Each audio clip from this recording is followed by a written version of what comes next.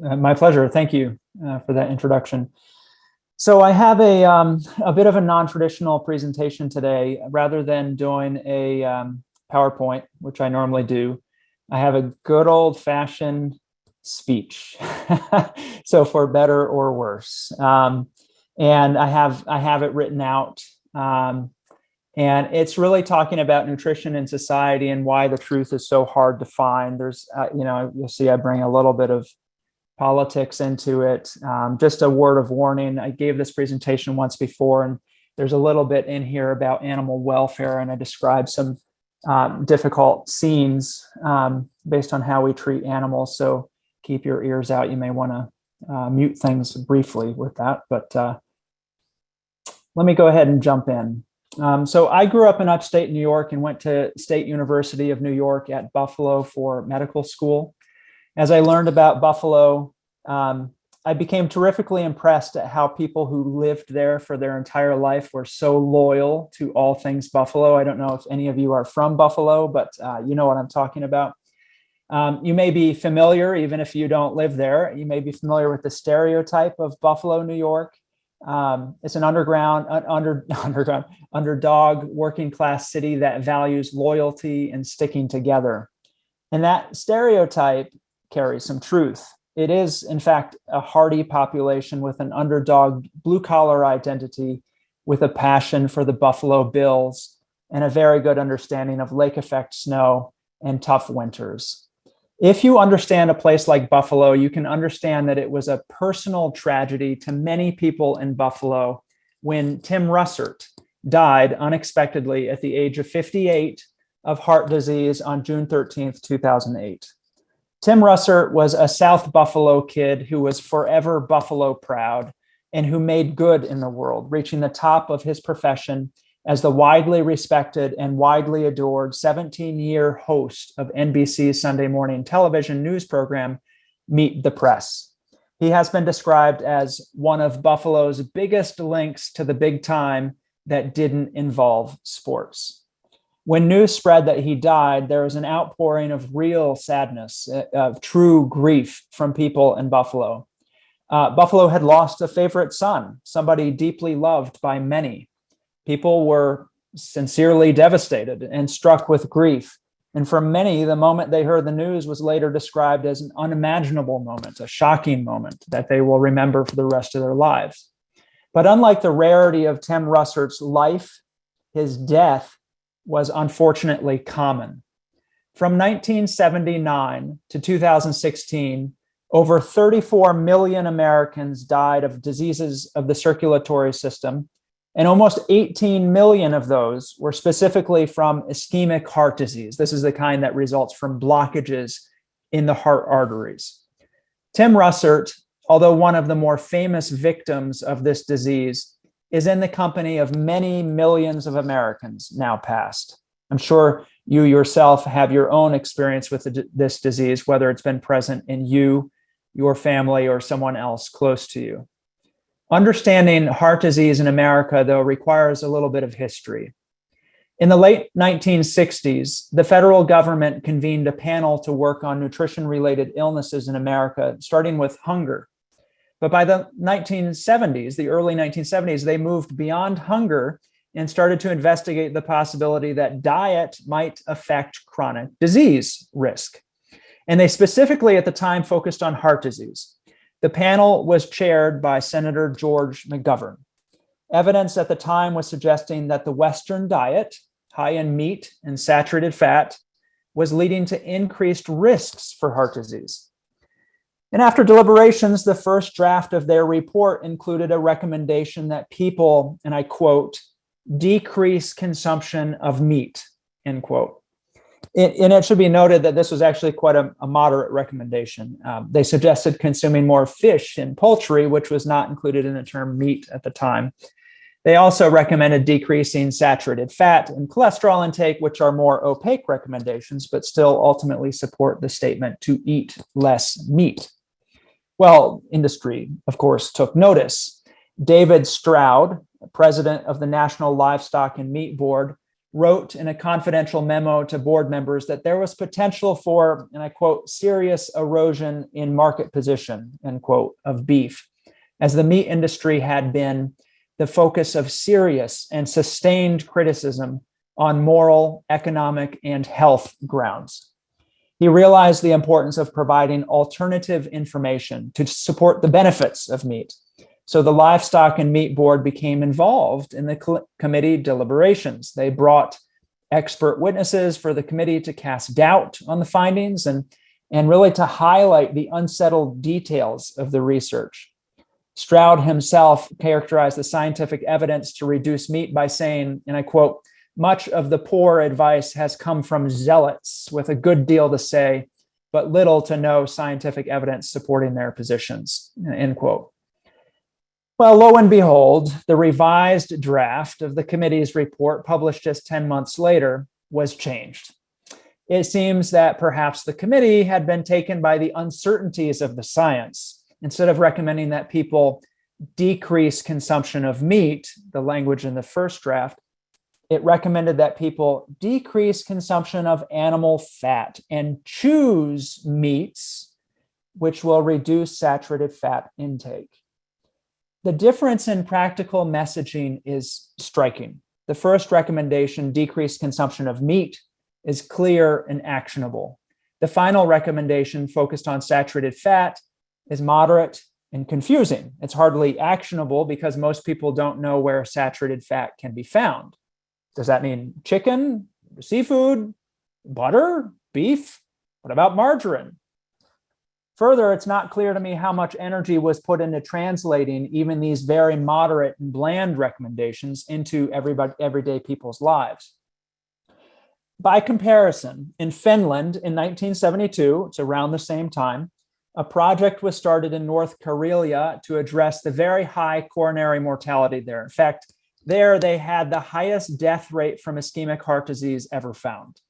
It was common for men to drop dead of heart disease, like Tim Russert, in their 40s and 50s. So they looked at much of the same research from around the world around the same time, and they came to the same types of moderate dietary recommendations: reduce total fat, particularly saturated fat, increase whole grains, fruits and vegetables. But they took it seriously. They differed in their implementation. Their findings, taken seriously, were disseminated to a population in a robust way. In the first 5 years of their project, there were, and I'm going to list some things here just because I find them so impressive. First 5 years, there were a total of 342 newspaper articles, in addition to 769 articles dealing with other risk factors. There were over 100,000 leaflets distributed. There were hundreds of training seminars organized for healthcare workers, mass catering personnel, and the general public. There were 167 health education meetings attended by over 12,000 participants. Local housewives associations, called the Martha Association, organized 344 special parties of long life in local villages where healthy food was cooked and served to village members. Over 15,000 people participated in these meetings. There were special training meetings organized to change the diet and mass catering at workplaces, schools, hospitals, restaurants. Now, keep in mind that even today, there are only something like 150,000 people living in North Karelia. So these numbers that I'm saying are simply enormous. It was a messaging effort that must have been pervasive. So what happened? Coronary mortality in the middle-aged population. Coronary mortality in the middle-aged population, so in the younger ages, declined by 84% from 1972 to 2014. In fact, it was such a success out of the gate that after just 5 years, the intervention was adopted countrywide. Now, to be fair, to be sure, some of that 84% in mortality was actually due to improved treatments and had nothing to do with this public health effort. And we know that because the US also saw improvements in mortality from ischemic heart disease during the same time frame. But the improvements were not as big in the US, and it wouldn't be unreasonable to think that the public health effort, taken far more seriously in Finland, saved many lives. Remember that almost 18 million Americans died of ischemic heart disease and over 34 million from diseases of the circulatory system in the 37 years after 1979. How many millions of Americans might have been saved from a heart disease death if government in the 1970s had embraced the opportunity to help its citizens and given clear recommendations and then matched policy and resources to those recommendations? Well, in the early 1980s, there was another society-wide nutrition problem noted. This problem had been recognized by various authorities over several decades by that time, real serious authorities. The problem was this: doctors had no training in nutrition. So how could healthcare address the growing awareness that food mattered?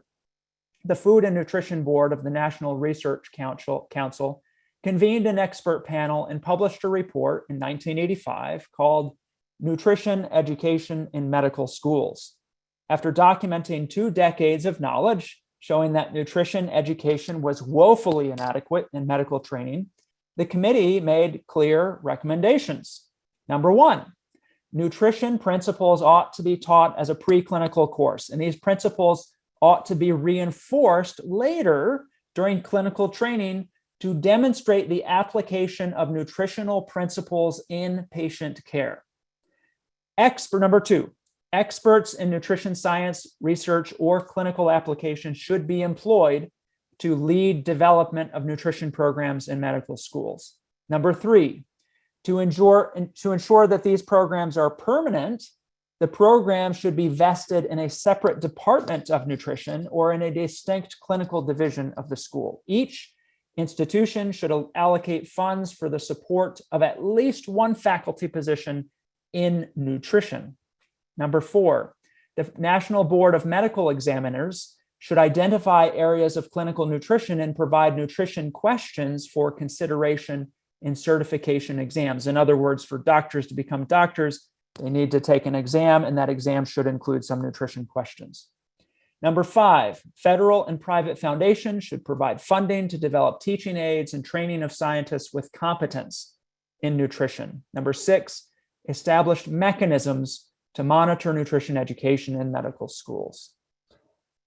This was in 1985, and I got to tell you, if we went through this exercise again about how to change things, I think this is a pretty good list today. I think, in fact, this is beautiful. I mean, can you imagine what an astounding improvement in healthcare these changes would have ushered in? Unfortunately, though, apparently, the report went nowhere, because a survey done 25 years later in 2009 found that on average, a medical student gets less than 20 hours of nutrition education in 4 years of school. That's 20 contact hours, not credit hours. That's less than one of my surgery shifts that I had in medical school, less than one shift. And most of the 20 hours have absolutely nothing to do with how food causes the diseases that all doctors will spend their career diagnosing and treating. Instead, the education is likely related to biochemistry, protein metabolism, the Krebs cycle, the stuff you memorize for a test, and then you forget it because very few of us will ever use that information again.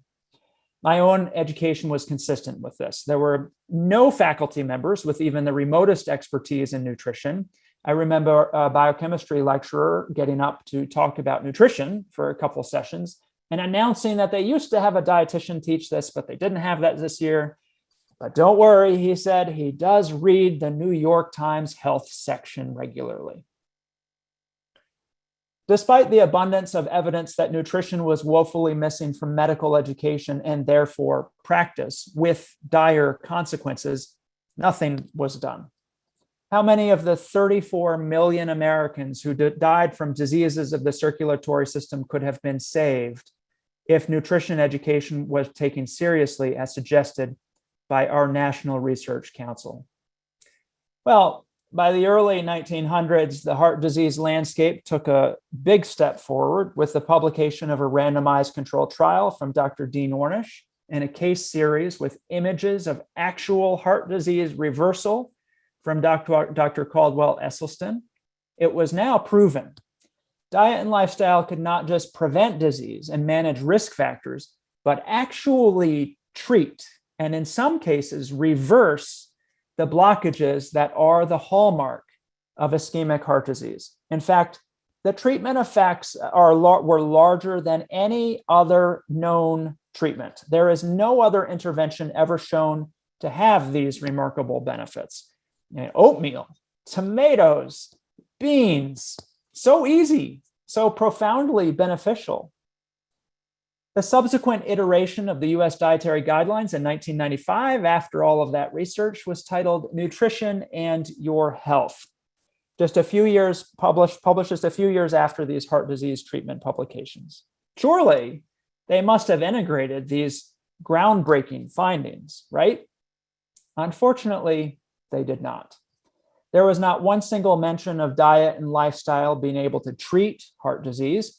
Instead, they recommend that you balance the food you eat with physical activity.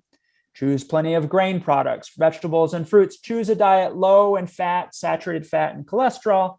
Choose a diet moderate in salt, sugar, and alcohol. But surely at the center of their recommendations was their crowning advice: eat a variety of foods. I hope you can sense my sarcasm. If the government saw the ever-accumulating mountain of evidence, which now included intervention research on human subjects with advanced heart disease, and advocated for what the science showed, how many millions of American lives could have been saved from heart disease?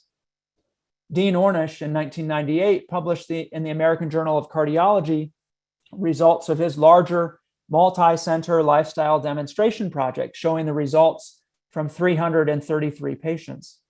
He showed that patients who had stable disease, who were eligible for invasive interventions like bypass surgery or angioplasties, could instead avoid those procedures, and by enrolling in his lifestyle-only program, have outcomes that were just as good as if they had had the procedures.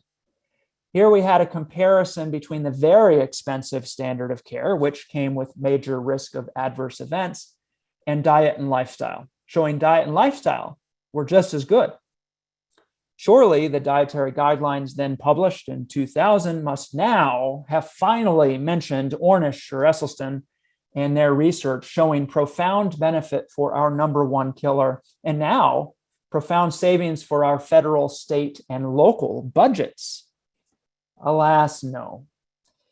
The dietary guidelines in 2000 had no mention of Ornish or Esselstyn or the ability of nutrition and lifestyle to potentially reverse heart disease.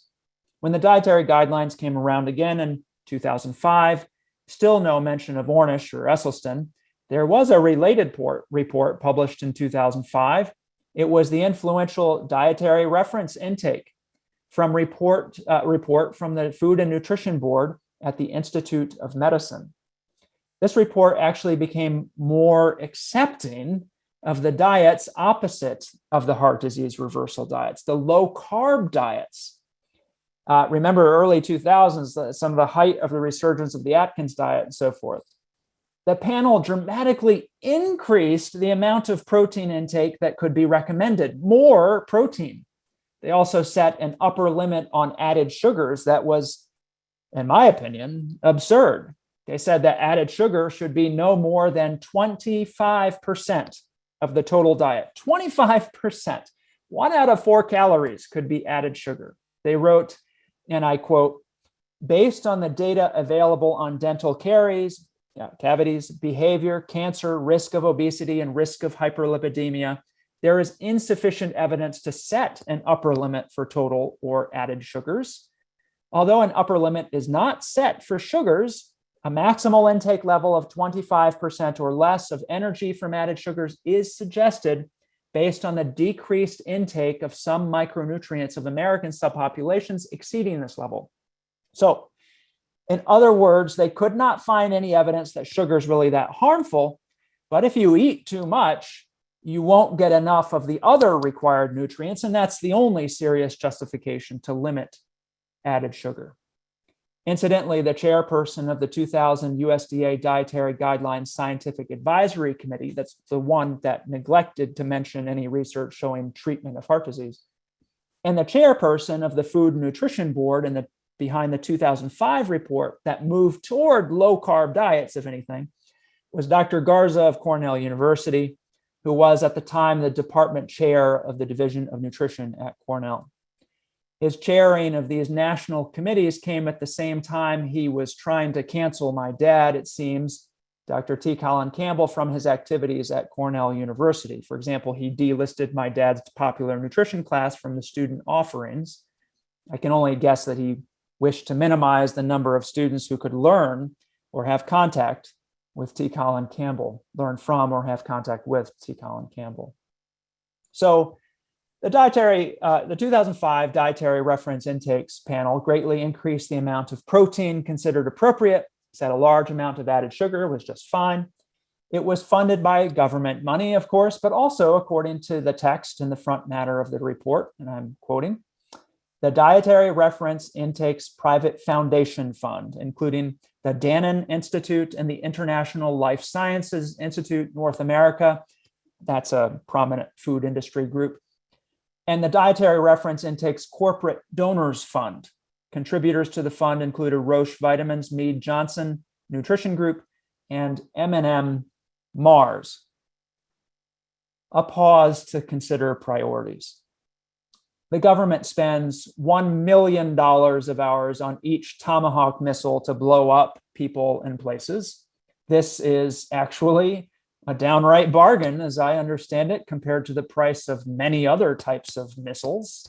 One military expert is quoted as saying, as long as they can keep them to about $1 million per shot, the Navy is going to want those all day long. And apparently, yet, we don't have enough money to fund committee reports to help determine what reasonable nutrition targets are for a population overwhelmingly suffering from diet-related disease. Thus, apparently, we need funding from uninvolved third parties like M&M Mars. Don't worry, though, the report says, and I quote, the views presented in this report are those of the committee and are not necessarily those of the funding agencies. Rest assured, the corporate donor fund that partially national nutritional policy had no influence. Great. So that was 2005. The 2010 USDA dietary guidelines came and went, sadly, without any mention of Drs. Ornish or Esselstyn or their work.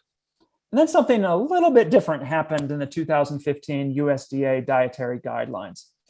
Every dietary guidelines that came before was largely a basic rehashing of the same types of mostly useless, very moderate nutrition recommendations established in the 1970s. Eat a little less saturated fat, eat more fruits and vegetables, choose a varied diet that matches physical activity, et cetera, et cetera.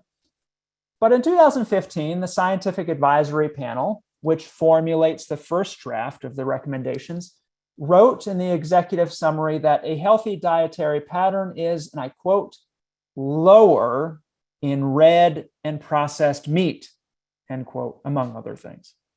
They also considered the environmental sustainability of our diets. After all, without a hospitable biosphere, you can be sure that our health will suffer. They wrote, the major findings regarding sustainable diets were that a diet higher in plant foods and lower in calories in animal foods is more health promoting and is associated with less environmental impact than is the current US diet. They didn't embrace anything terribly extreme and still didn't discuss heart disease reversal research of Drs. Ornish or Esselstyn, but this report had a slightly different tone. That tone explicitly, like the very first draft in the 1970s, explicitly favoring plants over animals, was unacceptable to many politicians and, more importantly, of course, to their financial backers. 30 senators and 71 congressional representatives, that 30 senators, 71 congressional representatives, that's almost 20% of all of our federally elected representatives. signed on to letters demanding a reconsideration of the research relating to the healthfulness of red and processed meat. They apparently disagreed with the scientists' interpretations of the literature. I mean, it's amazing who knew that our politicians were so knowledgeable about nutrition research. Of course, what they really disagreed with was the challenge to the profits of an important group who could make or break their career, the agricultural industry. In the end, the administrators who put together the final draft of the 2015 dietary guidelines stripped the executive summary of any clear language suggesting eating less animal foods and substituted nonsense recommendations like follow a healthy eating pattern across the lifespan and shift to healthier food and beverage choices. I can only assume that industry was pretty upset by the whole affair. Representatives in the House passed a spending proposal to challenge the very process of how the dietary guidelines are formulated, and essentially to make sure that every aspect of the control of the committee adheres to rigid rules that can be carefully controlled. The whole embarrassing episode in my mind makes me think of the Westminster dog show. But in this case, the dogs with the good haircuts were the politicians who trotted around, and the masters were corporate agricultural interests. And apparently, none of the involved parties wanted to do this little public show again, because they surely prefer to operate out of sight and out of mind, which they do very successfully. Time and time again, our government has had the opportunity to help American citizens by conveying the good news about diet and lifestyle. Not only has it failed to do so, it often has worked to diminish awareness about the power of plant-based nutrition, and it's largely done this through important policy decisions. According to David Simon's book, Meatonomics, published in 2013, animal food trade groups spend at least $700 million a year promoting their products, funding nutrition research, or lobbying the government. This includes hundreds of millions of dollars that move through checkoff promotion programs. These are marketing programs orchestrated by the US government to increase demand for agricultural commodities. For example, if you've watched TV or not lived in a cave, you can probably remember some of these slogans. Beef, it's what's for dinner. Pork, the other white meat. Milk, what does milk do? It does a body good. If you know these slogans, you can thank the US government for supporting and running these related checkoff programs. This $700 million that's spent on promotion, research, and lobbying is surely a far too conservative number. It does not include the spending of the behemoth individual producers or some very large producer organizations like the United Egg Producers. And this financial might translates into a wide array of benefits. First, the dollars invested in politicians are returned many times over in the form of direct government payments back to food producers. The USDA has subsidized agriculture to the tune of $15 to $25 billion every year since the 1990s. In recent years, the subsidies have increased dramatically due to trade wars, and last year and the year before, coronavirus-related payments. In 2020, in fact, almost 40% of all farm income came from federal payments, 40%.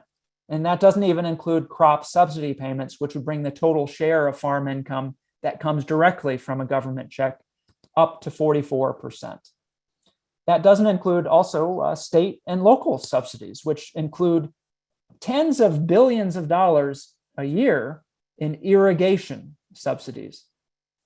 These payments and subsidies are heavily skewed to the animal food industry. They are heavily skewed to supporting commodities like corn and soy, which encourages overproduction and yields cheaper animal feed.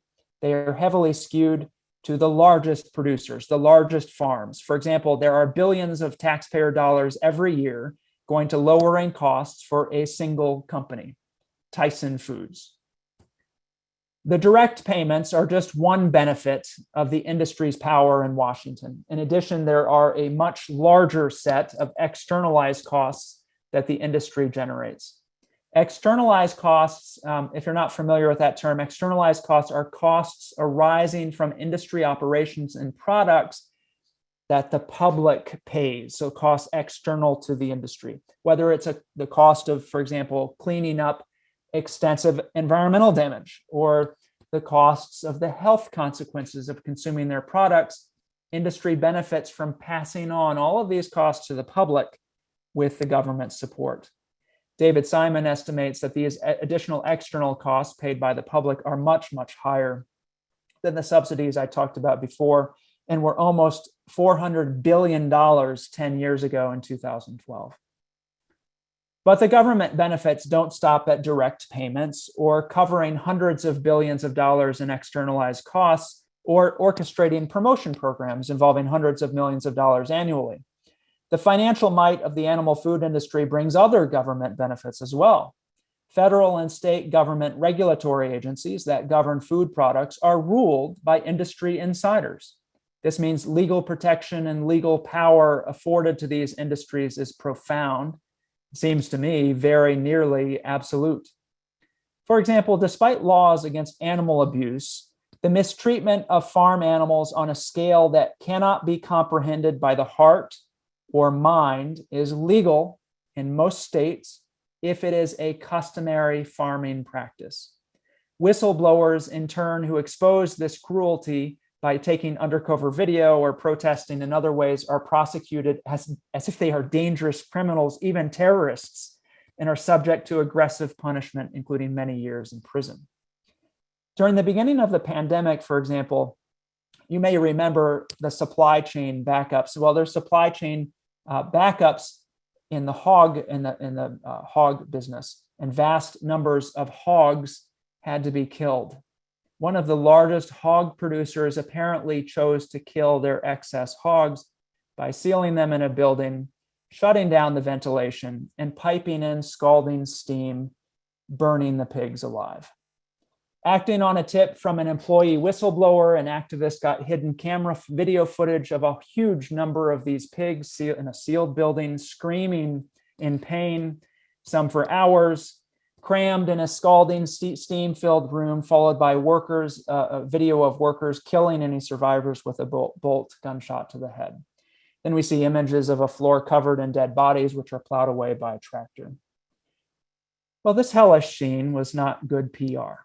So, according to journalists, the FBI intervened, trying to turn a known disgruntled employee who had communicated with activists into an FBI informant, going so far, according to the journalists, going so far as to ask that he commit unrelated new crimes, such as drug crimes, with the activists so that they could be caught and charged to a higher extent.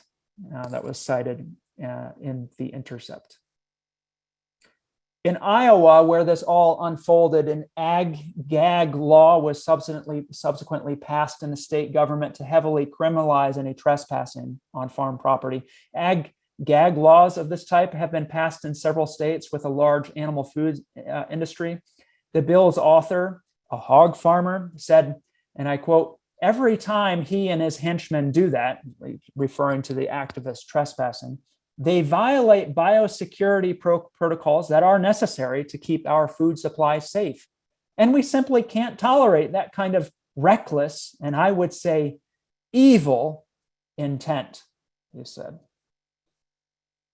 Well, I would humbly suggest that we have lost our way when our government says that shining a light on mass suffering is evil, and the person causing the suffering is right and needs protection.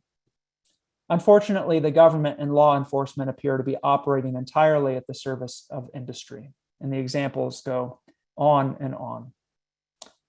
Food, nutrition, and agricultural policy is incredibly important. I would argue, actually, from all of my experience, that these are the most important aspects of our collective health. Policy determines our food environment, which in turn determines our choices more than most people realize.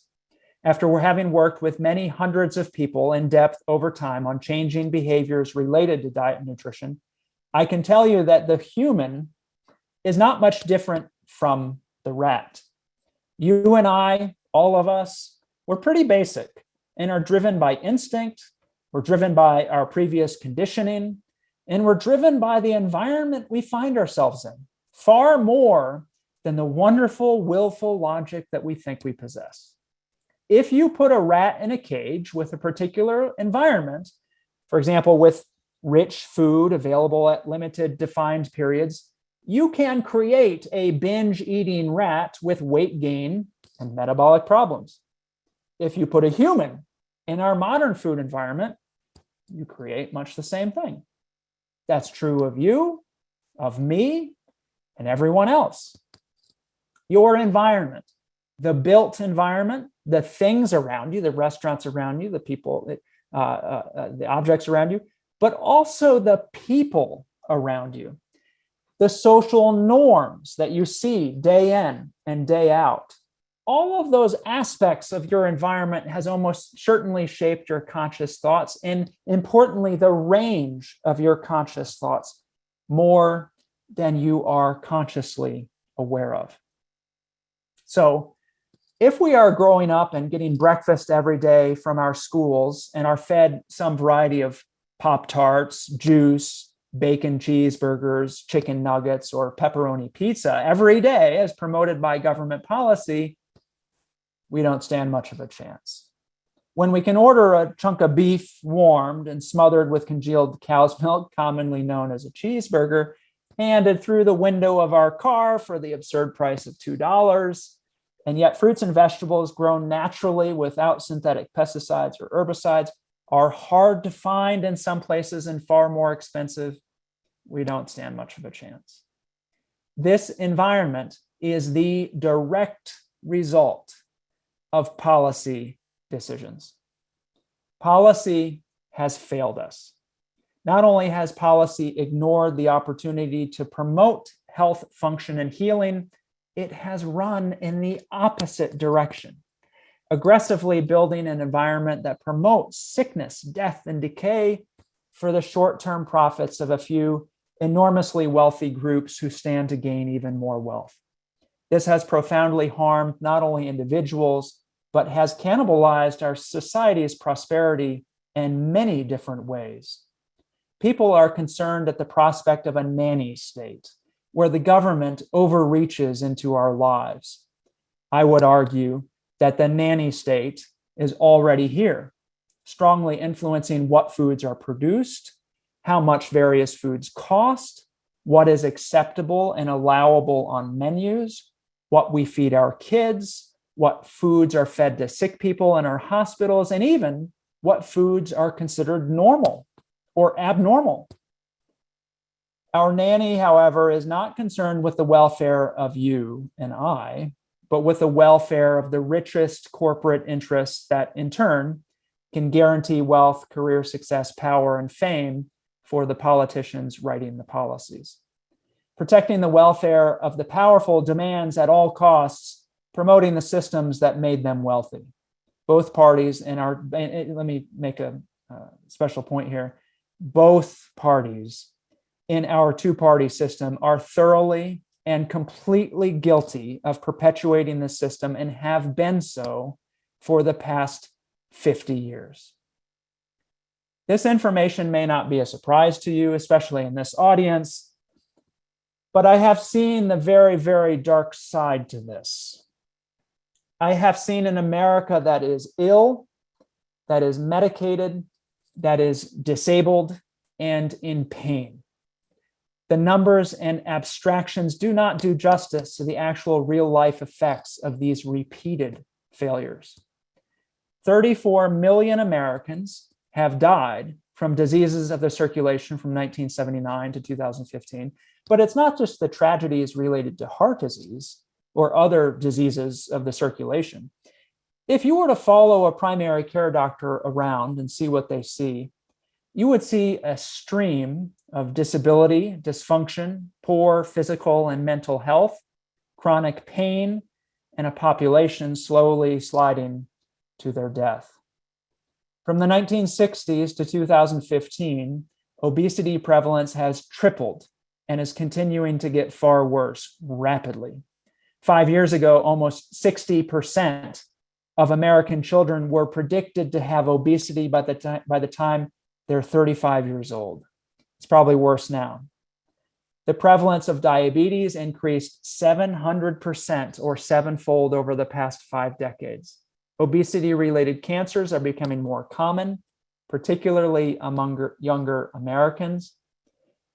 All of this results in 1 in 4 Americans having a disability that limits their activity and their interactions with the world. Over 1 in 8 Americans have serious mobility difficulties. It's of no surprise, of course, that those with disability are more likely to have obesity, heart disease, diabetes, and to smoke cigarettes. Half of all Americans have taken prescription medication in the past 30 days, and 1 in 8 have taken 5 or more. The most common reasons: pain, depression, and cholesterol.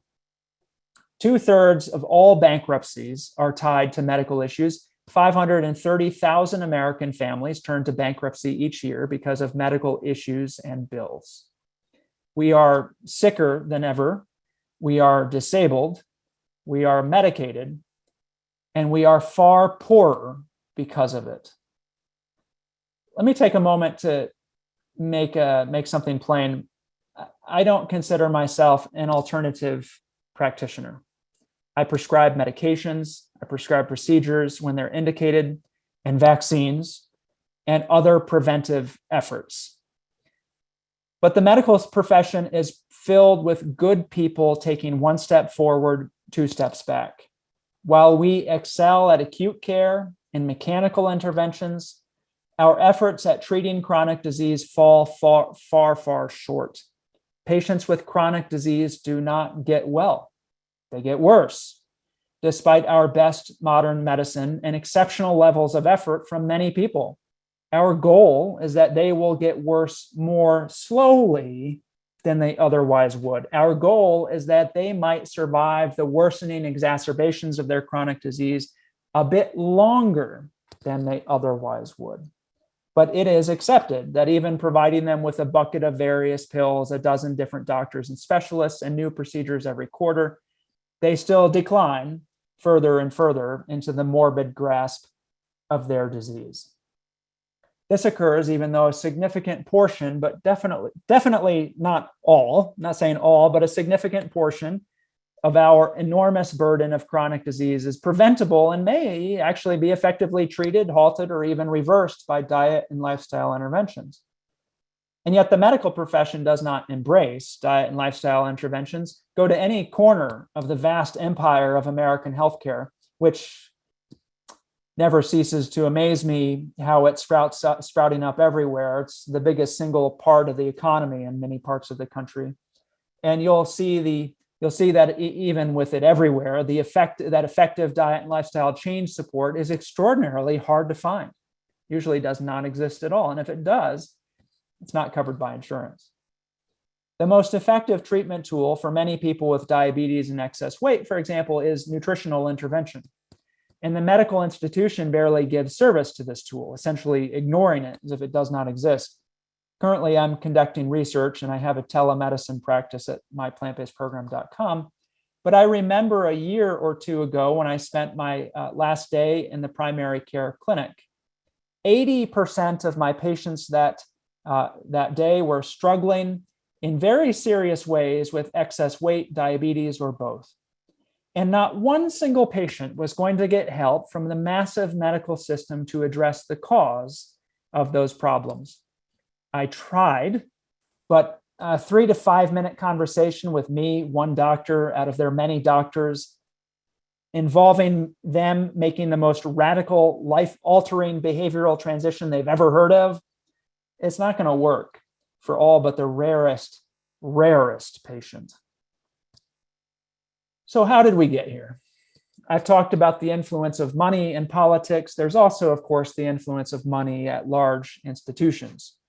The resistance to including diet and lifestyle in the medical system it's not really born of hatred of or strong beliefs regarding good nutrition.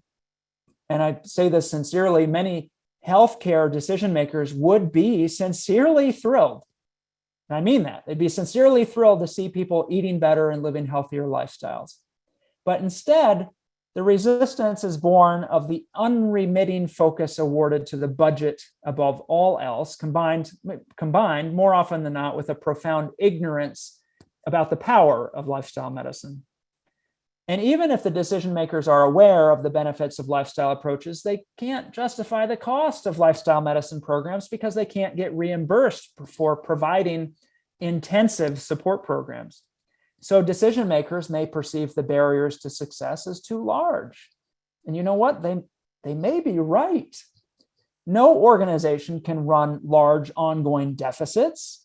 So no organization will ever prioritize the underpaid work of diet and lifestyle promotion. How is there no reasonable reimbursement?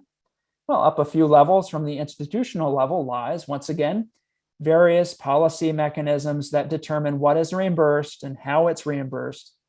And at this level, the apex of the system, the corrupting influence of money wields its power perhaps most aggressively, so that the status quo of drugs and procedures is never challenged and becomes more and more profitable with each passing year.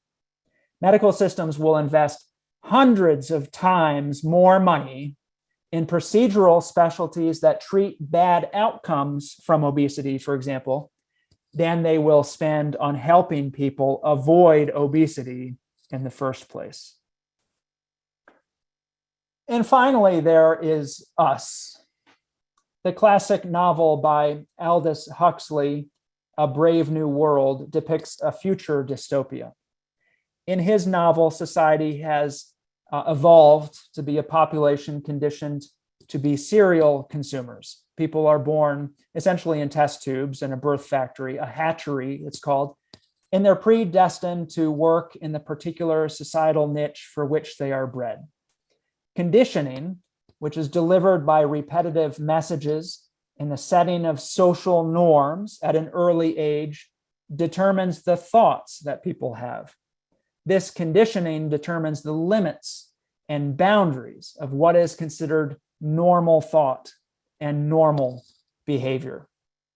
When people in this future dystopia need to relax or to forget their troubles and feel better, there is a drug called soma provided to help transport them to a more pleasant, if less aware, consciousness. One character in the novel is a man from an outside culture who's been raised on a reservation separate from this modern world. He's called the Savage. He does not use soma, and he does not know the accepted social norms of modern society. But through events in the book, he's brought into modern society, and we see how the Savage interprets and interacts with this dystopic world. In one scene towards the end of the book, the climax of the story, the Savage sees a large group of lower caste individual sort of worker bees who have finished their work shifts at the hospital. And as they do every day, they are awaiting their daily soma ration for completing their day's work. And after just seeing recently his own mother essentially succumb and die to from a soma stupor, he decides to intervene in these workers' lives to help them by taking the daily soma ration and throwing it out the window. "Listen, I beg of you," cries the Savage. "Lend me your ears. Don't take that horrible stuff. It's poison. It's poison. Poison to the soul as well as the body." He argues with the person passing out the soma. "Throw it all away, that horrible poison." At the words, "throw it all away," an angry murmur goes up from the crowd. "I come to bring you freedom," said the Savage. "Do you like being slaves? Don't you want to be free? And men, don't you even understand what manhood and freedom are?" "Very well, then," he says, "I'll teach you. I'll make you be free, whether you want to or not." And he grabs handfuls of the soma pillboxes and begins throwing them out the window. A riot starts, and the crowd starts attacking him. He starts punching the assailants rushing him, who are furious that their soma ration was thrown out the window. "Free, free," the Savage shouts, "you're free." After emptying the container, the crowd charges him with a redoubled fury. Another character looking on fears that the Savage is soon to be dead, killed by the rioting mass. But just in time, an angelic, soothing voice of reason comes across a loudspeaker device, imploring everyone to be peaceful and happy. And vaporized soma floods into the room. Under the influence of the drug, the crowd devolves into kisses and hugs, and a fresh supply of soma pills are brought in and handed out, and the crowd goes home. I certainly have had many interactions that would make me think of our modern processed food as one variant of soma in a brave new world. I remember I had a patient in his 30s, a man with young kids, and he was struggling over the months with weight spiraling out of control, increasing diagnoses of uncontrolled blood pressure, worsening blood sugar, diabetes, more and more prescription medications that I was prescribing. Each time I saw him, I would gently ask about nutrition, picking a few points to let him know that he could radically change his future by changing his food. I remember the last time I pressed him, I think it was probably the last time I saw him. He looked at me and said, with an edge, "You could tell me that I'd be dead in 3 years if I stopped eating meat, and I wouldn't stop eating meat." And with that edge in his voice, he was letting me know that I better stop talking to him about food. He'd quite literally destroy everything in his world to continue eating his favorite foods. Or another person who took part in a program I was running with a huge array of medical problems and disability due to those problems. She actually had the opportunity to eat chef-prepared, plant-predominant meals, lower in fat and sugar for a few weeks. And of course, many things got remarkably better. Her insulin dosage cut in half, cholesterol down, weight down, inflammation down. But in the end, when reviewing the stunning rapid benefits and the potential for a totally different future and talking about what she was going to do next, she sort of sadly smiled and looked at me and said, "It almost makes me wish I wanted to eat that way." Hardly having to add that she had little to no interest in adopting a whole food plant-based diet, regardless of how much healthier she had become. These are perhaps extreme examples, but they're not unusual. I'm sure you have many yourself. The truth is that we have become heavily conditioned by our current environment. Also, in a brave new world, as in a brave new world, I believe that the most important role you will ever play in your life, as far as those in power are concerned, is that of consumer. You, consumer. As the economic news is hyper-focused on consumer spending, we might think of the term consumer spending as vaguely detached from us, but the consumer is you and me. As noted in Time magazine, after the 9/11 terrorist attacks, President Bush didn't call for sacrifice. He called for shopping. Get down to Disney World in Florida, he said. Take your families and enjoy life the way we want it to be enjoyed. Aldous Huxley could not have written it better himself. You, consumer, are expected to consume, among other things, highly processed food products. Consume them often. Consume as much as you can.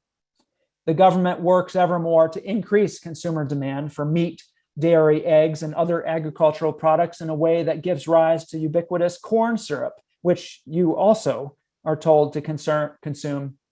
You watch TV and are bombarded with images and feelings representing the food you are supposed to eat. Fast food hamburgers, soda, candy, rich restaurant meals. Eat, eat, eat some more. And this food, like soma, is engineered, highly engineered, to provide little hits of pleasure, of relaxation, of entertainment even. Even if it destroys you, you should eat this food. When this makes you sick, you, consumer, will then need to consume medical industry products, pills, procedures, techno fixes. You watch TV and you're told to do this too. Talk to your doctor about this drug, you're told. It may kill or maim you, but please talk to your doctor, because this is what you do. This is what we all do for this illness.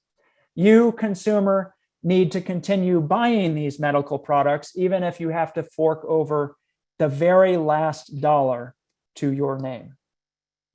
The American heartland is covered with corn and soy, harvested for the tens of billions of farm animals that are destined to be killed and chopped up for our eating experience every year. But the country is covered with a far more profitable crop, a harvest that stretches from sea to sea. It's the most important harvest of all. That crop, that harvest, is you, consumer, and your money. The first half of your life, you spend your money on food that makes you sick, then transition to spending the second half of your life on the medical products to slow down the progression of disability and death. You and your work, your wealth, your health, your function, your well-being, your vitality, it is all expendable. You, consumer, must continue to consume above all else. In all of the wars ever fought by the United States, how many people died, do you think? In all of the wars, total wars, ever fought by the United States, it's about 1.1 million Americans have died, have been killed in all of the wars. In this COVID pandemic that's shaken our world, somewhere approaching 900,000 Americans have died. By comparison, 34 million Americans have died of diseases of the circulatory system in less than 40 years, from 1979 to 2016, the beloved Tim Russert among them. This represents, by far, the greatest threat to everyday Americans ever known. And those in power not only fail to act to prevent it, but actually actively perpetuate the systems that increase the harm. We have been conditioned to this state of affairs. We've been conditioned so effectively, for so long that we've adapted to this abnormal world of food and health as if it's normal. Up is down, down is up, and we don't know which is which way. We're just used to it. We've adapted to eating highly processed foods with drug-like effects. In fact, we now demand it. We refuse anything else. We've adapted to a world of pervasive disease, dysfunction, and disability. We've adapted to a media that presents ubiquitous advertisements for junk food alternating with drugs that might bankrupt you once you get ill from eating the food shown in the previous commercial. Believe it or not, many of us have now adapted to being largely immobile, in pain, depressed, and largely tied to the medical profession. We cannot see how unnatural this situation is because it is around us our entire lives. Thus, we cannot see our way out. We might even go so far as to attack people who are suggesting taking away our most cherished, reassuring, comforting, and pleasurable foods, our soma. I have lived parts of this story in intimate personal ways as someone working in nutrition and lifestyle, as an author, as a communicator, and most of all, as a medical doctor. I've been exposed to my dad's experiences where I've seen the same system play out in academia. I have seen lives, on the flip side, I've seen lives dramatically improved by overhauling diet and lifestyle. And I've seen how the opportunity to promote this information is squashed at all levels of our society. I have pushed in my own career to change my corner of the world, and I have seen how those efforts are regarded by the status quo. And if you'll permit me to get a little bit dark here, as I grow and as I age and I learn about areas outside of my expertise, I see repeating patterns. I see repeating patterns in the economies of energy and finance, patterns of extracting all that is possible to extract from people and the earth for the benefit of the very richest few, even if it destroys all of us. I have seen how the world of nutrition and medicine and healthcare and the population health works, and I've seen that intimately. And I do not believe that the system I have seen is unique solely to this food and health part of our society. What is most troubling to me is when I think about the effects on our planet. We are decimating the biodiversity of the earth and warming the climate, causing an ecocide of epical proportions.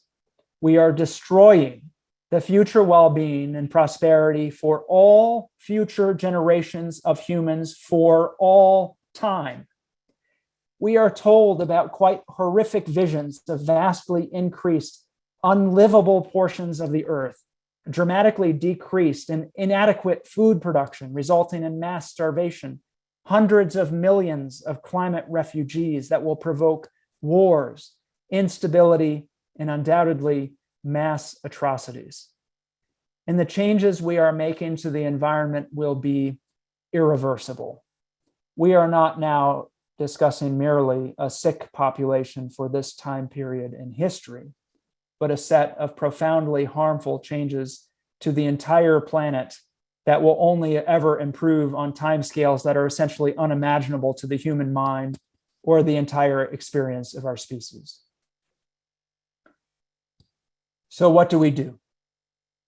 Believe it or not, despite what I've told you today, I do not consider myself a doomist, a person who bathes themselves in the hopelessness of it all and denies any hope.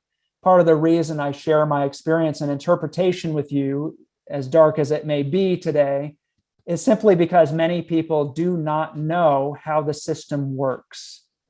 And if I can open that vision a little bit, once you begin to see, I think it's something you can't unsee. Of course, what we need are societal changes. To really improve our health, we'll need to go far beyond the changes in the behavior of individual medical professionals. Lifestyle change programs alone won't cut it. And even educated doctors, wonderful, won't cut it. The only thing that will work on a population level is changes in agriculture, food, and healthcare policy altogether. And as I mentioned before, I believe our environment, including the built environment and our social environment, largely determines what we do. So it's not until we change our environment, determined by policy, that we will realize our potential health. Like rats, there's no reason to think that we will change until our cage is changed. Unfortunately, the changes that are needed would require massive shifts in policy and usher in a total overhaul of power structures and economics.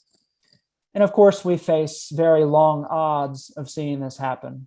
But there is some hope in even imagining the prospect, because I believe that if we reappropriated the massive power and influence of the current masters of the status quo to a system that actually promoted health and well-being, there would be almost no limit to what we could achieve.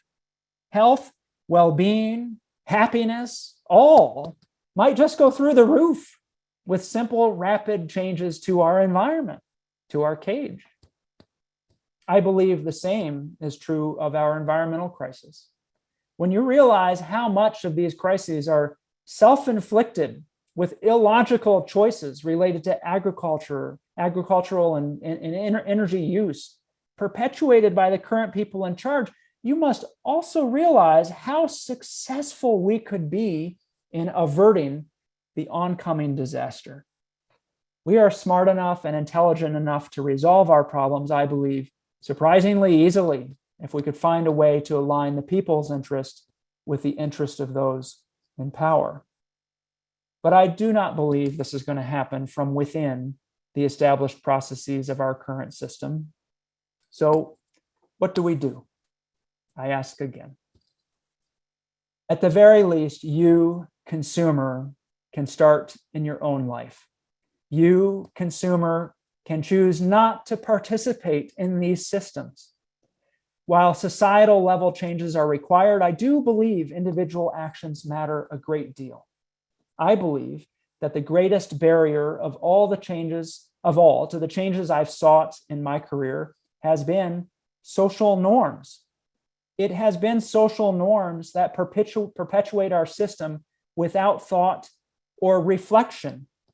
And if you change, if you, consumer, do not participate, we all benefit because your choice helps with changing social norms. When my dad and I published the China study back at the end of 2004, beginning of 2005, we were still in the midst of a low-carb wave. The crown of the popular nutrition world was being passed at the time from Dr. Robert Atkins to the South Beach diet. There was hardly any awareness of plant-based nutrition. We spoke to Caldwell Esselstyn, but we had to fly across the country to speak with one of the few other doctors my dad knew well who used plant-based nutrition to help people, Dr. John McDougall. Well, how things have changed. While it's not always synonymous with health, it's abundantly clear to me that the food world is rapidly changing. Now you can get plant-based options through the drive-through at Dunkin' Donuts, Burger King, KFC, and even McDonald's in the UK. There's a niche of the population who knows what WFPB means, and more people are deciding to give it a try. There is a robust American College of Lifestyle Medicine working to implement change in the medical system, and they've now certified thousands of professionals in lifestyle medicine. There are big businesses now with hundreds of millions of dollars invested in creating more plant-based options. Like I said, not always synonymous with optimal health, but important. And it's working with some plant-based segments of food products actually being the fastest growing food products in the marketplace.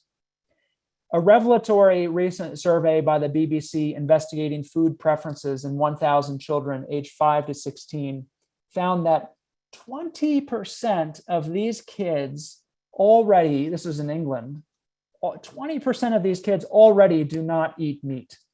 A higher percentage than that wanted to be vegetarian or vegan. Now, to me, this is a truly stunning finding that's almost hard to believe, and it would have been unimaginable 15 years ago. Not one single one of these changes that I mentioned happened because the change was invited into the system by those in charge. In fact, they happened despite incredible resistance from power and policy. They happened simply because enough individual consumers like you and me decided that they wanted to participate in a different system. And like I said, while these plant-based changes do not always equate to optimal health, they are unequivocally crucial to animals and the environment and to nudging social norms in a healthful direction. So starting with yourself and integrating a more plant-based diet into your life is a perfectly fine place to start. And it does matter. It matters to your health, to society, and to the earth. And that's it. I will stop there. Thank you so much for this and everything that you've put into it. It's obviously frightening and outrage. And I know I speak on behalf of so many of our audience members here as well. If people want to reach out to you and learn more about what they can do or get your books or whatever that might look like, what's the best way to do that? I have, I'm doing research, so not a ton of time, but I have a small online practice at myplantbasedprogram.com. And I run a group education program there. And I also see patients via telemedicine if they're located in New York or Florida. So myplantbasedprogram.com. Excellent. Thank you very much for that. If it's okay with you, we'll take some questions. Yeah, go for it. Excellent. Really appreciate that. I just want to make sure that everybody on our end knows how we go about the Q&A session here.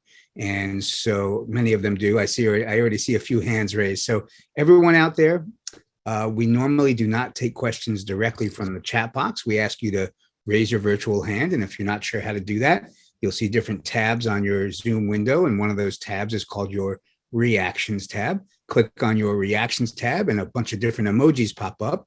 You'll click on the raise hand function. We will see your raised hand. We'll get to as many questions as we can. And I will call you out by your first name and I'll unmute you and it'll be your turn. So again, Dr. Campbell, if you're set, we'll get moving. Sure.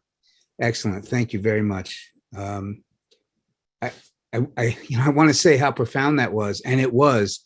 I think you put it in a perspective that opens our eyes even more than it's already been opened. And just sad to say. And I think it's hearing it from your perspective, especially, is very special for all of us. So I just want to say thank you again for that. Yeah, thank you.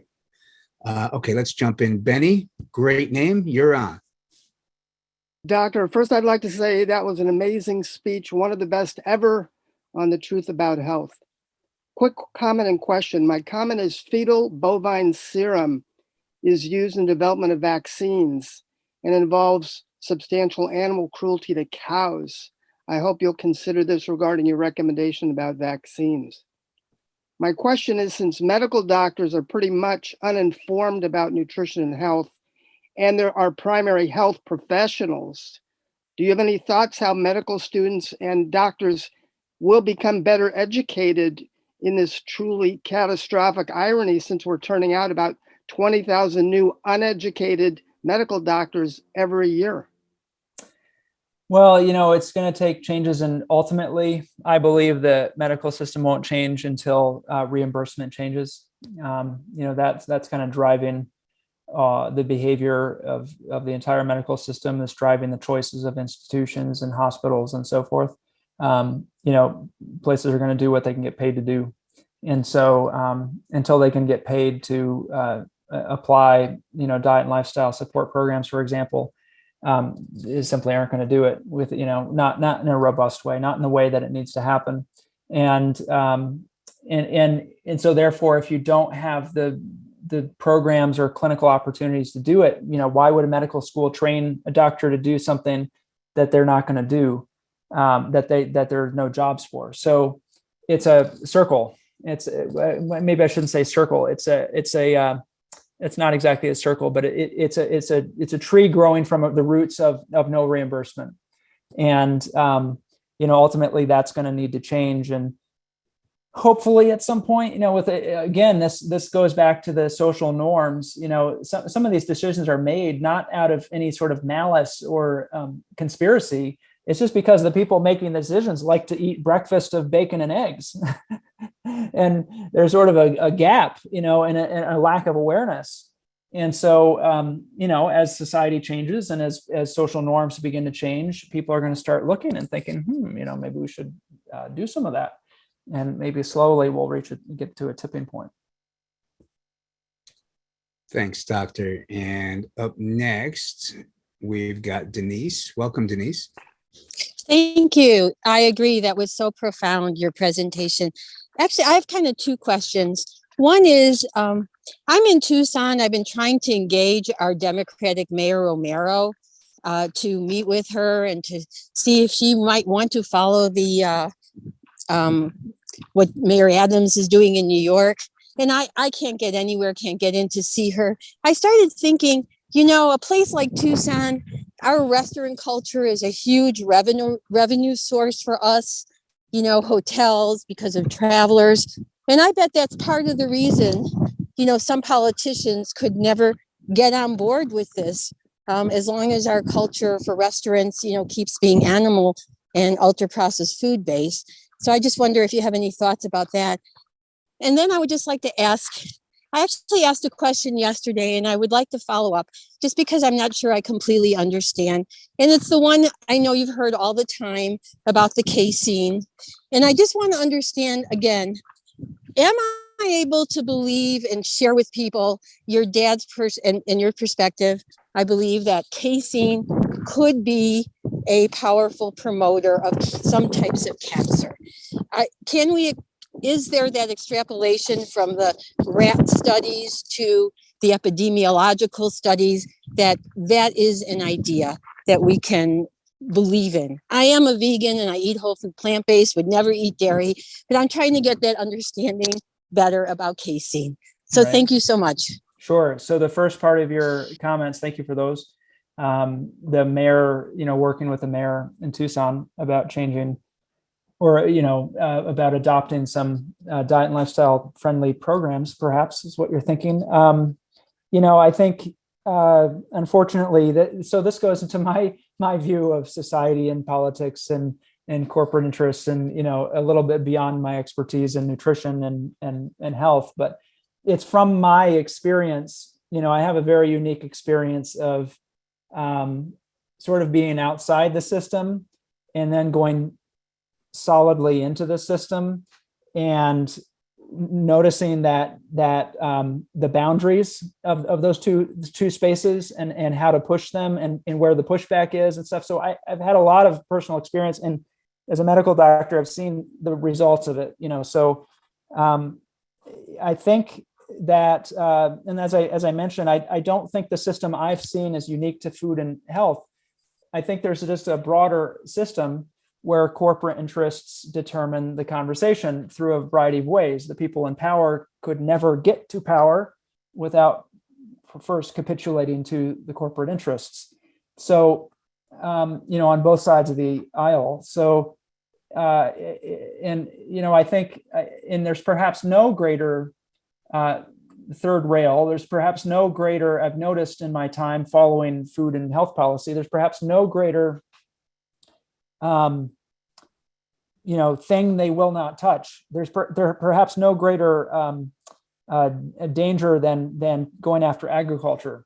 And that's probably twofold. One is, of course, the corporate financial influence, but secondly, it's simply not popular. If you ask if you did a survey of most Americans and said, would you favor your beef being a little more expensive and broccoli being a little cheaper, people would get probably very angry at you. So it's like lose-lose on all sides of the equation. So politicians, we have this system that's, really fostering this type of blind eye, looking at this scenarios. And then when politicians encounter the opportunity, they look at it and think lose-lose. So, whether it's a local mayor, and of course, Tucson being a big place, a mayor like that would have some significant influence over a lot of people. But, the bigger you go, the more people are beholden to the interests. So it's pretty darn rare to see any difference in behavior at the political level, any place high. As far as the Casein question, I think, to give you as perhaps a more clear answer, I do think that it's quite possible that Casein is cancer promoting, but if that's clear for you, quite possible. But the animal research, again, that my dad's research was one part of a bigger story, and it was very provocative. But does that translate directly into human health? We don't have the linchpin kind of study that I think you're wanting or asking for. There certainly are a lot of observational studies suggesting that dairy may have some untoward and unhelpful effects and dangerous effects in various ways for various things. Not all of them agree. So if you look at the preponderance of evidence, it supports this idea that you probably should avoid it. That's the best I got. I can't give you an absolute certain hard and fast statement. Thanks very much for that, Dr. Campbell. Up next, we have Mark. Welcome, Mark. Thank you. I'm a physician from Rhode Island. I do integrative medicine, and I share a lot of your frustration with the system, the medical system, and the political system. And so I wanted to run an idea by you, see if you've considered this yourself. And this idea is not all that original, but it comes from what's been going on lately. And that is that many people feeling the same kinds of frustration with the political system and the medical system are considering opting out of the system. They're considering creating their own systems of economics, medical care outside of the conventional medical system, because they feel that it's irrevocably broken and it's just not fixable, at least not in our lifetimes. And so one of the things I've considered, because I do integrative medicine, I do a fair amount of nutrition, but I also do, alongside of a certain amount of conventional medicine, some homeopathic medicine, herbal medicine, body work, and functional medicine, is creating systems that are not aligned with the conventional medical system, aren't dependent on it, and are catering to the people who recognize that the system is broken. And I think over the last couple of years, more and more people are starting to realize that our system is broken. big corporations have an undue, I mean, we've known this for a long time, but an gargantuan undue influence in creating healthcare policy in this country. And people are just saying, I've had it and I want to find another way of taking care of my health, of taking care of my pocketbook. And I want to get out of this system. It's just oppressive.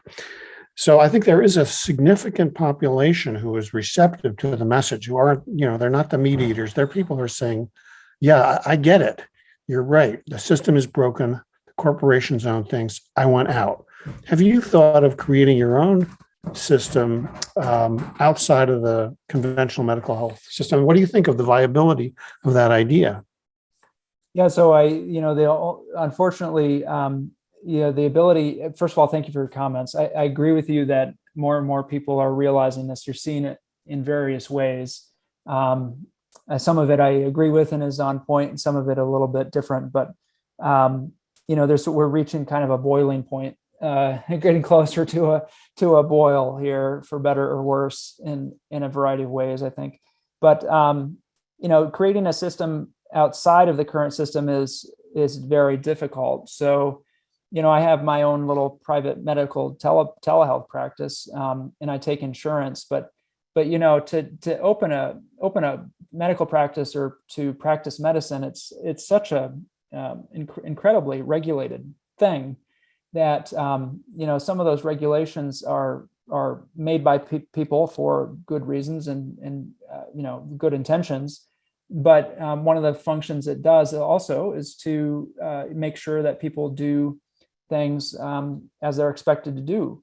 And going outside the system gets very hard. And if you create some sort of alternative option for people, people are just either paying cash. There's maybe not enough people with both cash and interest to to do the alternative system. So you got to make a living. I got to buy shoes for my kids. I got to, so you're stuck in a difficult situation. It's hard to do. I mean, as we as a culture get to closer and closer to this boiling point, I think we'll get more and more critical mass for some of these questions. It's a little scary because I think some of the factions out there are not necessarily working in our best interest. They're taking us to the boiling point. But it's a really interesting question. I mean, I've thought about it in broad ways, as the direction to go. But the day-to-day, the day-to-day application of it, and of actually, how do you have a job? How do you, practice and help people and stay within legal structures and so forth? Gets pretty difficult. Thanks very much for that, Doctor. We now have Ainsley. Welcome, Ainsley. Hi, afternoon, everyone. Doctor, in your personal, interaction with your dad, we know that Nestle is public enemy number one. Is there any companies that with the experience that you have, that we should avoid?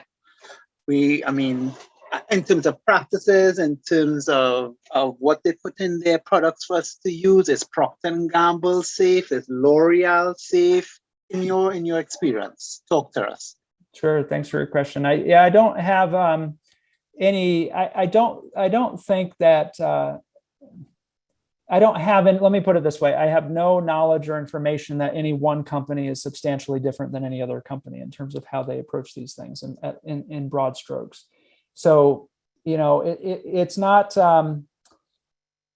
There's messaging out there, for example, about dangerous contaminants in a food product, and how these contaminants are sort of let get in there, and it's a crisis and stuff. I don't get too much into that level of stuff. It's almost a little conspiratorial, and at times, I'm not saying that's not valid to think about that way, but I think the far greater danger is not people, not following regulations and slipping some bad stuff into the food or that type of idea. But I think the far greater danger is what they all do, what all the corporate structure is, which is their bottom, they go after promoting their bottom line at all costs.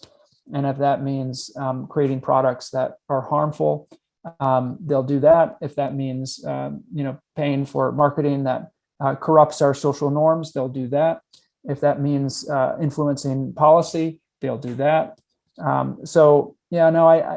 appreciate your question, and I appreciate the sentiment, but I don't have any sort of specific knowledge about specific companies. I think the far greater danger, the reason we found ourselves where we are, is because of these more broad structures.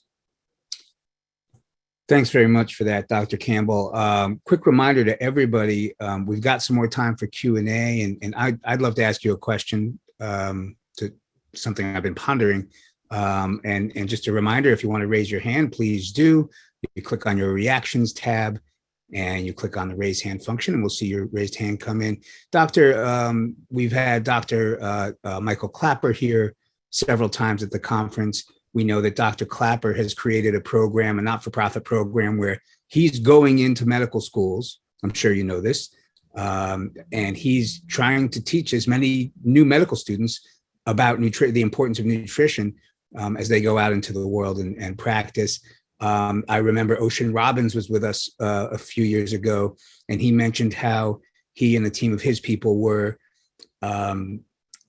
getting with I'm not exactly sure the term, but the national boards that doctors take there are like no questions on nutrition to pass the boards. And so he was working on getting part of that curriculum so that you can't pass the boards unless you've had some of these nutritional questions. And obviously there's other folks and yourself. And my thought is that's all wonderful and that's needed. And then of course there's people that are working on policy to try and change and put this all in what we consider to be the right direction.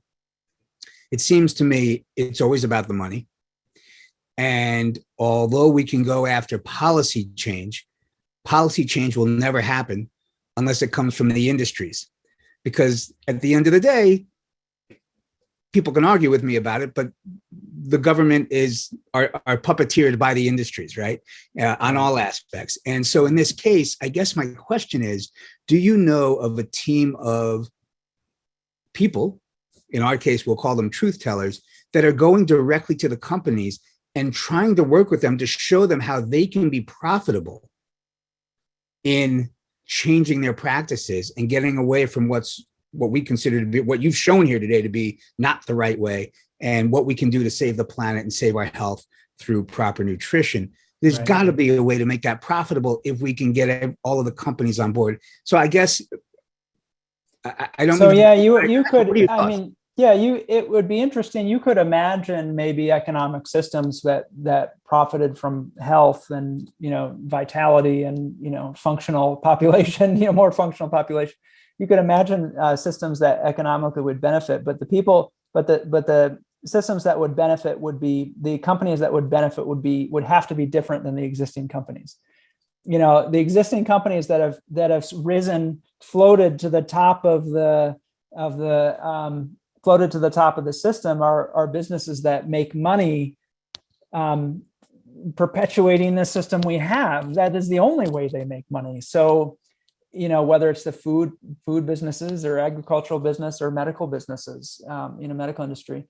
So I don't know of any people going to these companies to explain, that we should have a different system, because quite frankly, I don't know that we could get to a different system and still have those companies be profitable, So you almost need like a different company to come up and rise up and, supplant them. But then you run into all the other problems of the population, kind of likes the current system in many ways.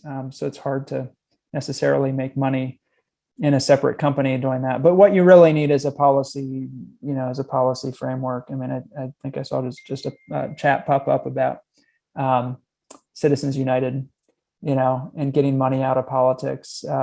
The root thing is the root issue is getting decision makers' interests aligned with the people's interests. And, right now, unfortunately, I don't think that's true. I think it's, let me differentiate myself a little bit. It's not like, again, I think it's not a conspiracy of secrets that, pass. It's a paradigm. We're talking about a paradigm of how people think, in power, and how the voices that they listen to in power, and then how that power is perpetuated. So it's I think probably the way the system changes or adjusts is going to be a massive policy shift. How we get there, I don't know. Personally, I have a little bit of a, I think we have to get a little bit closer to collapse before that happens. Because it's going too well for the people at top. I mean, it's just like endlessly good news. All these people on medications, there's an urgent care center popping up every corner. There's more and more medications being taken and dispensed and utilized, more and more procedures, more and more junk being eaten. That's a phenomenally good system for the people making that stuff. I mean, it's just endlessly profitable. So I guess it's got to get worse before it gets better, and it's not getting worse for them. They just keep making more money. It's just getting better. Yeah. Well, thank you for that perspective. We do have another question coming in now from Ray. Ray, I'll unmute you. Welcome. Oh, thank you very much. And thank you, Doctor. I have a question regarding, have you seen more people beginning to grow their own food? And can that be tied into making a imprint with those who would be willing to look at that in a broader scale? Yeah, I love the idea of growing your own food. And I think during the pandemic, interestingly, and I don't know the reasons for this, people are sure a million times more knowledgeable than me, but during the pandemic, there was a big shift towards more, self-reliance and gardens and growing gardens and seeing gardens. I've seen that personally. We put in a garden within the past couple of years. And so, I think there is a shift. I mean, I think it's relatively small and interesting, but there is a shift to people looking at gardens and growing their own food. And it's a wonderful thing to grow your own food. I think it would help in a lot of ways. It helps things in a lot of ways. Thank you very, very much for that, Doctor. And we now have a question coming in from Kaylee, and welcome, Kaylee. Hi, I appreciate all the information very much that you've given us. However, I feel hopeless at the end of this. This is where are some actual steps that all of us can take? And I'm wondering if there are some philanthropists out there who would sponsor people to go to both True North and Hippocrates and the other places, so that they could have hands-on, especially if these things would be offered to teachers, because we need it in the schools. And if there were enough teachers in the schools who practiced this and taught it in ways on their own, and if the school principals would get behind it, and I know that the Dairy Association provides milk, and it's been a big thing to get sodas out of schools, but we need the children and the parents. If there were also some meetings for the Parents Association to be invited to, where some people who were already understood this and prepared snacks that were kid friendly, so that people would get a sense of that this is real and palpable and that it's doable. If something like that would be offered, and people started thinking about it and bringing it to their children, the parents, the teachers, especially into the schools. what are your thoughts about the possibilities? That's what I want to get to. The Right. possibilities, not the hopelessness of this. No, I think we face a huge challenge, but like I said, I'm not a doomist. I mean, once you see the situation, how can you not, work to change it? And there are a lot of things people can do. Whether it's promoting, but just simply paying attention to yourself and changes. Like I said, it may sound glib, but I can't tell you how many patients I've had who've changed their own diet, who've gone on to improve their family's health. Not necessarily intentionally, but just through the method of example. And then suddenly you have a whole family that's familiar with plant-based nutrition and a different way of looking at health and a different way of, taking charge of their health. And that is meaningful. And that's happened exponentially over society. As I mentioned, more and more medical professionals are becoming aware, more and more individuals are becoming aware. And, as far as schools, there are school programs out there that are pointing that direction. So again, going out and talking to other people and, getting involved in schools, getting involved in communities where appropriate, and talking about these ideas, I think does make a difference. In fact, it might be the only thing that does make a difference at the end of the day, to raise a critical mass, so that these good ideas are lying around when we have the opportunity to adopt some new ideas. And all societies go through processes where there are new ideas that are adopted, and at various points. So we have an opportunity, I think, to have an impact, and you in your own personal life can do that. And it's challenging. It's a challenging system, but that doesn't necessarily equate to hopelessness or doom and laying at home in the dark. Thanks very much for that, Doctor. And again, folks, we've still got a few minutes with Dr. Campbell. And if anybody else has more questions, we'd love to bring them in. Just press on your reactions tab, click the raise hand function, and we can bring you in for your question. This is, Kaylee is back. Before I go on, I think she's got a follow-up, if that's okay with you. Let's unmute Kaylee. And hi, Kaylee, welcome back. Thank you. I'm sorry. I was just thinking as I'm listening to you that there are people like Bob DiBenedetto in Long Island who have already put together programs specifically for schools, and they're ready to go. And if people knew about him, and if there were other people who are willing to work with him, for as example, they're ready to go to schools to talk to the teachers, to the principals. That's what I want to say. Yeah, no, there's great programs out there. There's a program, Ariel and Dr. Anthony Ademus, who've been run food as elementary curriculum using plant-based nutrition and doing curriculum implementation in schools, ranging from schools with troubled youth and reformatory schools up to standard elementary schools and older. And wonderful stories, wonderful things, and each one of those actions creates a bigger ripple out. So those things matter a lot, and they do make a difference, and it's worth doing. And so it's going to take more of that. And the gentleman you mentioned that I'm not familiar with, but. Thanks again, Kaylee, and thanks for that, Doctor. And again, if anybody else wants to raise their hand, we'd love to have your question. This has been such an important conversation that we're having here, and a little bit different than most of what we've had so far here at this year's conference, touching on so many different things.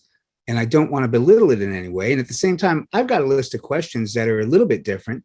Probably refer back more towards the China study. Is that okay if I? That's totally fine. Yeah, appreciate that. And before I get there, we've got another question. So I'm glad to hear from Alejandro. Let's bring in Alejandro. Welcome. Hi, Tom. Thank you for your time and everything you're doing. Great presentation. Very thorough. And I was just wondering so you presented a lot of dates and facts and really straightforward information that somebody is very useful when talking about these topics. So is there anything that you can share, or maybe a download with that information, or maybe a transcript with us or something like that? I'm hoping to write it up at some point, but I haven't yet in terms of writing up a little more thoroughly, a little bit more in depth. So it's still kind of stuck on my computer. The information is all out there. I mean, it's all public, obviously, but it was time to put it together. But so yeah, I appreciate the question. It's not quite out there yet. Excellent. Thanks for that. Great question. And so with that, I'm going to head over to my list here. I'm curious. Since the China study first came out, what have the follow-up studies shown? And do you feel as strongly about all of your conclusions now as you did then when you first brought everything together? Yeah, I think that most studies support the idea. It's interesting, when we wrote the China study, it seemed like nutrition was still publishing a lot about individual nutrients, what my dad calls appropriately reductionism, looking at the effect of individual nutrients. And that can really lead toward a world of confusing results, because, food is more than just one antioxidant, amazingly enough. And, I think as we've published and after we published, I've noticed more and more, and this is unrelated to China studies, I think this is the way nutrition was going. It's more and more research on dietary patterns.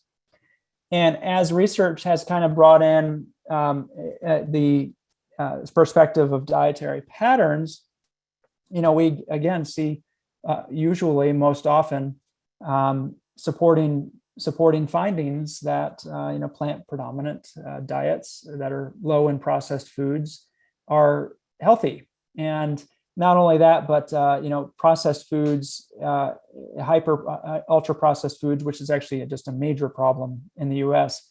Ultra processed foods are particularly unhealthy. So that's the one thing that if there was a little nudge and difference, it would be, we focused a lot on my dad's journey, of course, him being the primary author, and him in his research, focused a lot on the animal foods, and appropriately so. And I think in the past, almost 20 years now, I think the harm of ultra processed foods has come to light even more so. So you can have a very unhealthy plant-based diet, for example, that's all plant-based, but if it's Oreos and chips and sodas and whatever, it's obviously incredibly unhealthy. So maybe if there was one nudge in a different direction, it would be, more the whole food plant-based, but the whole food is not a throwaway. People hyper focus on plant versus animal, but the whole food thing is really pretty important. Thanks for that. I appreciate it. And actually, we've got another question now coming in from Marcus. Marcus, welcome. Marcus, you with us? Oh, man. So, Marcus, I have you unmuted, but we are not hearing you. Are you there? Okay, so Marcus, no. Okay, so Marcus, yes, we can hear you now. I don't know if you can turn your volume up even more. That would be great. Okay. Can you hear me now? That's a bit better. Thank you. Okay. Hi, Dr. Campbell. Thank you Hello. for inspiring speech. Last year, your dad commented on natural immunity against the COVID virus by following the plant-based diet. He published an additional paper about this. You have any additional experience during the year about this?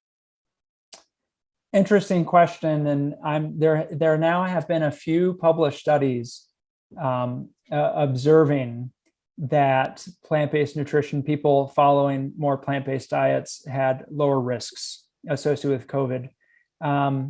There's not any that I'm aware of sort of hard and fast interventions that have been done. Looking at this, it's very hard to design something like that and do that with enough people and find enough. It would be very, very hard to do that. So, those studies are somewhat limited, but there's now several studies showing that more plant-based diets are associated with lower risks from COVID, and not zero, definitely not zero, but lower risks. There is some other research looking at inflammation and immunity and stuff that supports a healthy diet, but it's a little less direct regarding your question about COVID.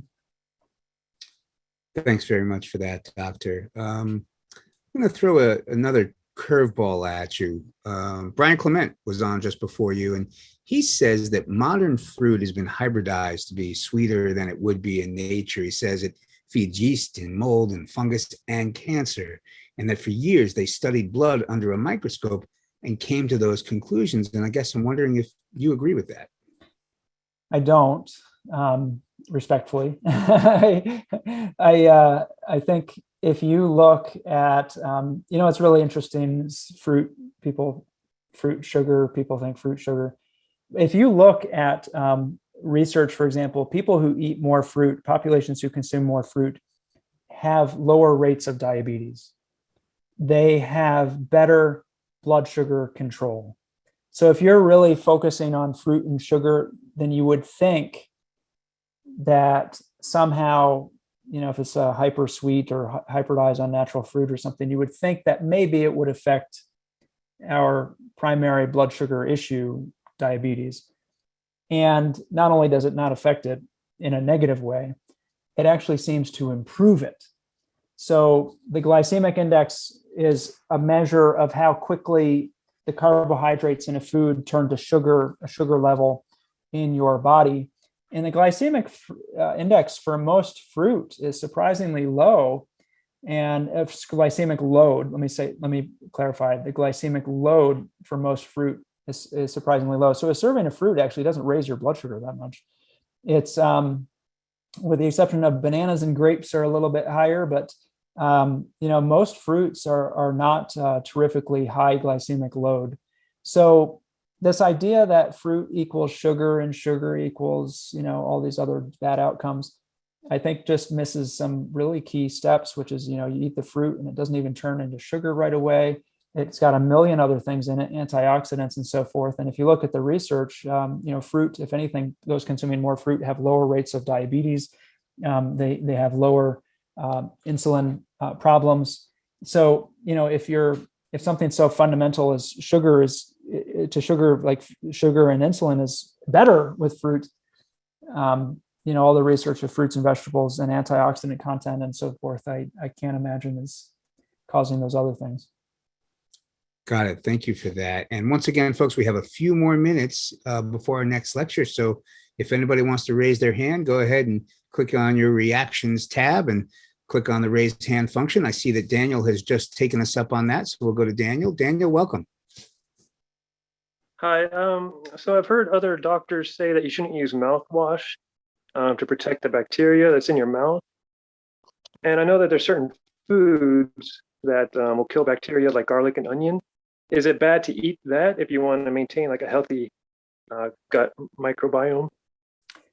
I think the garlic, the herbal herbs and so forth that you put in flavorings are totally fine. Yeah, absolutely, totally fine. The foods we eat impact the bacteria, throughout our gastrointestinal system. So eating particularly like sugar or chewy, soft sugar that can get stuck in your teeth, think like a gummy worm or gummy bear or something.